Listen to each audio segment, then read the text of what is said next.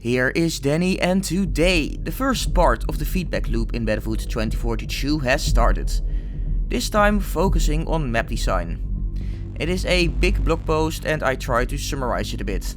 Traversal. DICE is aware people think the game is a bit of a walking simulator, so they are moving the spawn bases and objectives closer together. They agree there's too much travel time.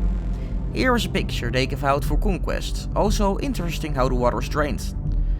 As you can see, the flags are moved around and they have also moved the US and Russian base together on the same axis, which is, well yeah, a choice. Let's see how that turns out, because since I personally think putting them so close together is gonna be a mistake. They have also removed some flags.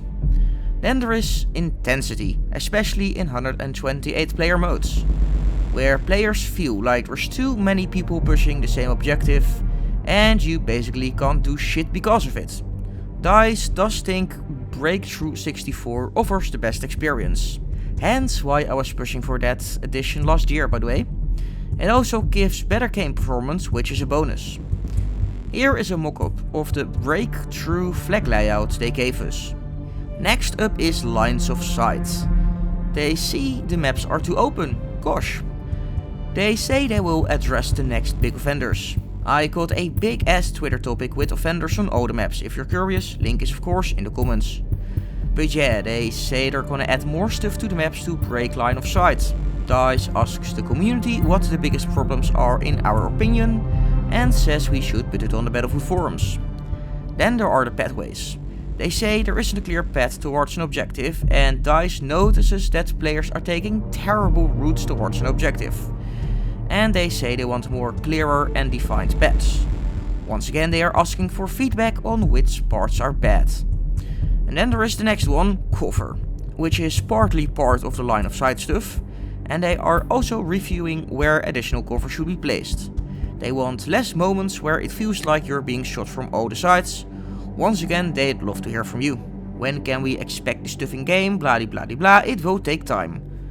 The Kaleidoscope updates will come season 1 with more following later. Kaleidoscope is being used as some kind of a pilot to see what changes are the best. So what about the future? DICE finally learns that bigger doesn't mean more freedom, more playstyles and more fun. Like I've said before, bigger doesn't mean always better. So we can expect the newer maps to be smaller in scale than most of the release maps, which is nice.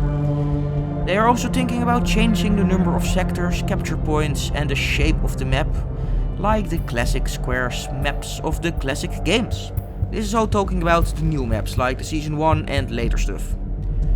They are also looking at player counts across the maps, so this is a chance that 128 players get shafted? Nice. But they will also look at the amount of available vehicles. And then what is next after that? Later this month they will come with another blog post to talk about the community's feedback. And they end it off with stating that DICE is dedicated to improving the game and delivering new content. And they don't take the players for granted. So yeah, what do you think of all of this? Let me know in the comments. But hey, that is all I got for now. Subscribe for more. This was Danny and I see you on the Battlefield.